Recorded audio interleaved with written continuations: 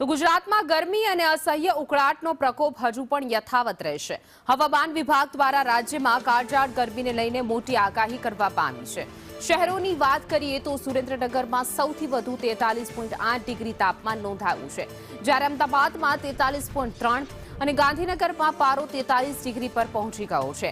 આ સિવાય રાજકોટમાં 42.9, અમરેલીમાં 42.3 અને કચ્છમાં 42 ડિગ્રી તાપમાન નોંધાયું છે, જ્યારે ઉત્તર ગુજરાતના ડીસામાં 41.6 અને વડોદરામાં 41.4 ડિગ્રી, ભુજમાં 40.5, કંડલામાં 40, જ્યારે કેશોદમાં 38.1 અને સુરતમાં 36 ડિગ્રી તાપમાન નોંધાયું હતું।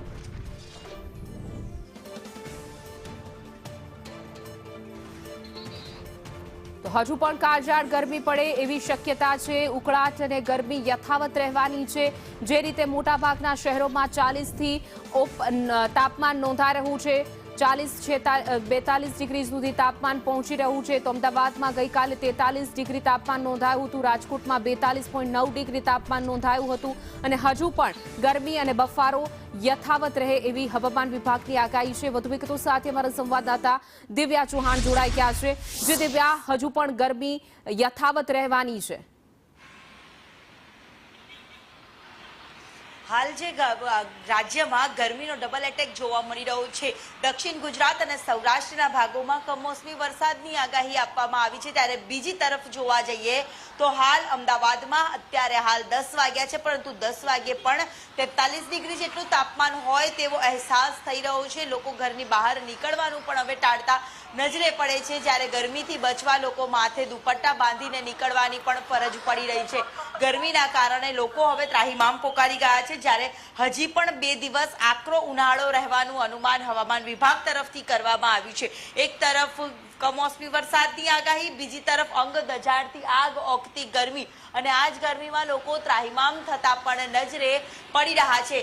અત્યારે હાલ અમદાવાદમાં 10 વાગ્યા છે, પરંતુ 10 વાગ્યામાં પણ આકરી ગરમી છે તે પડી રહી છે, એટલે કે વહેલી સવારથી જ ગરમી પડવાની શરૂઆત છે તે થઈ જાય છે। પવનોની દિશા જે બદલાઈ રહી છે, વેસ્ટર્ન ડિસ્ટર્બન્સ સક્રિય થયું છે અને સાયક્લોનિક સર્ક્યુલેશન પણ સક્રિય થયું છે। આ 3 સિસ્ટમ જે સક્રિય થવાના કારણે રાત્રિ દરમિયાન પણ ઉકળાટનો સામનો લોકોએ કરવાનો વારો આવતો હોય છે। ગરમ પવનો પણ ફૂંકાઈ રહ્યા છે, જોકે હજી પણ ગરમીથી કોઈ રાહત મળે તેવા એંધાણ જોવા નથી મળતા, એટલે કાળઝાળ ગરમીમાં હજી પણ ગુજરાતવાસીઓએ શેકાવું પડશે। જી બિલકુલ દિવ્યા, અમારી સાથે જોડાવા બદલ આપનો આભાર।